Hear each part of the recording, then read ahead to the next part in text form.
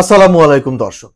BNP তার ২৩৭টা আসনের মতো আসনে কিন্তু তারা প্রার্থী ঘোষণা দিয়েছে। এখন এই প্রার্থী ঘোষণার মধ্যে আমি কিছু স্মার্টনেস দেখতে পাচ্ছি। আমি কেন পরিবর্তনের আমি আমি স্মার্টনেস এর আ স্নেস দর্শক আসসালামু আলাইকুম। বিএনপি কিন্তু তার প্রার্থী ঘোষণা করেছে। প্রায় ২৩৭টা আসনে তার প্রার্থী ঘোষণা করেছে। এবং সেই প্রার্থী ঘোষণার মধ্যে কিন্তু আমি স্মার্টনেস দেখতে পাচ্ছি এবং কিছু পরিবর্তনের ছায়া দেখতে পাচ্ছি। এখন কেন সেই পরিবর্তনের ছায়া দেখতে পাচ্ছি? তার পেছনে কিছু লজিক আছে। এবং সেই লজিকটা কি? এই সম্প্রতি একটি গণমাধ্যমেই দেখতে পাচ্ছেন আপনারা স্ক্রিনে যে একটি গণমাধ্যমে এই শিরোনামে আপনার একটা আ রিপোর্ট হয়েছে। সেই রিপোর্টটি হচ্ছে বিএনপির প্রার্থী তালিকায় নেই যেসব হেভিওয়েটের নাম।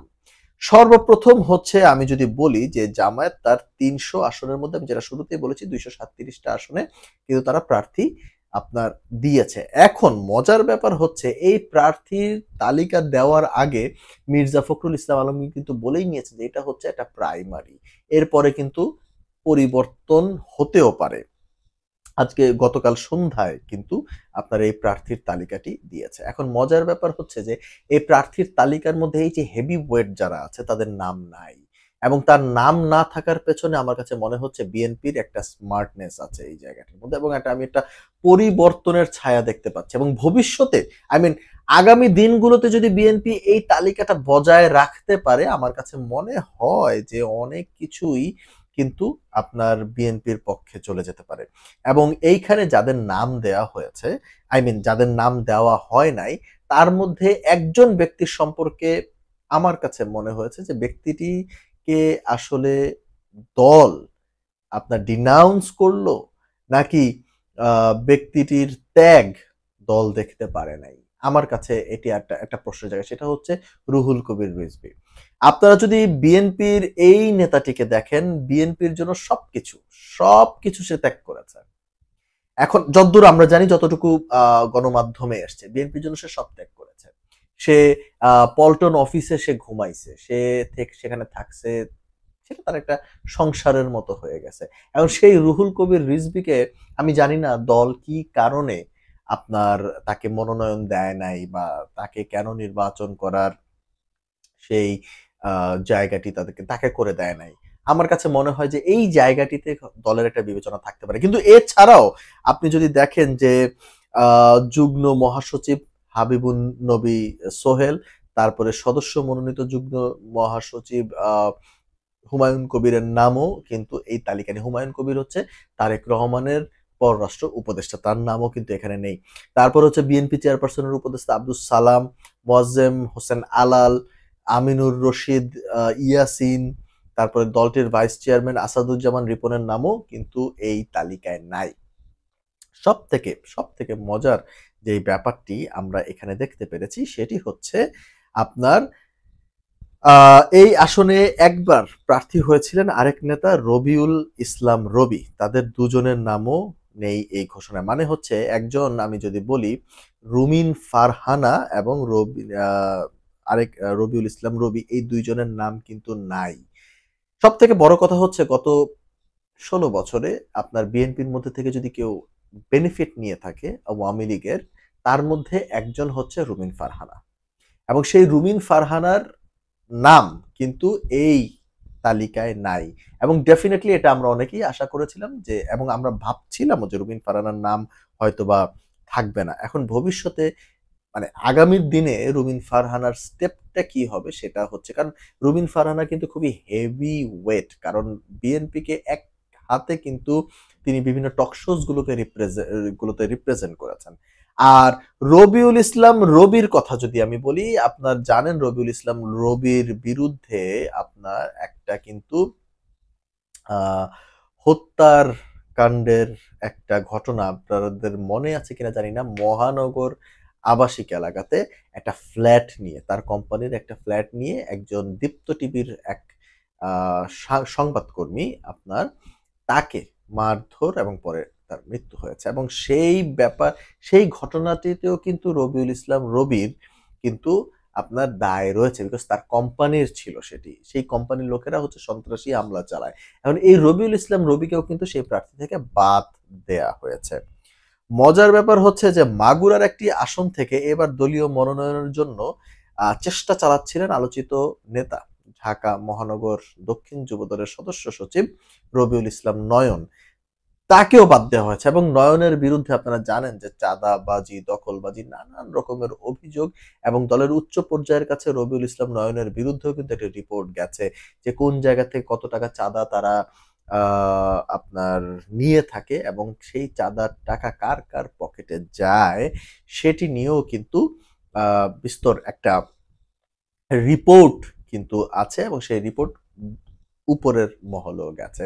তো এই যে অনেক হেভি ওয়েটদেরকে যে বাদ দেওয়া, এটা বিএনপির কি কোনো কৌশল হতে পারে কিনা নির্বাচনের আগে, নাকি একটা স্মার্ট মুভ, নাকি বিএনপির মধ্যে যে একটা পরিবর্তন হচ্ছে সেটির আভাস, এটা আমাদের আজকের একটু আলোচনা করে দেখি।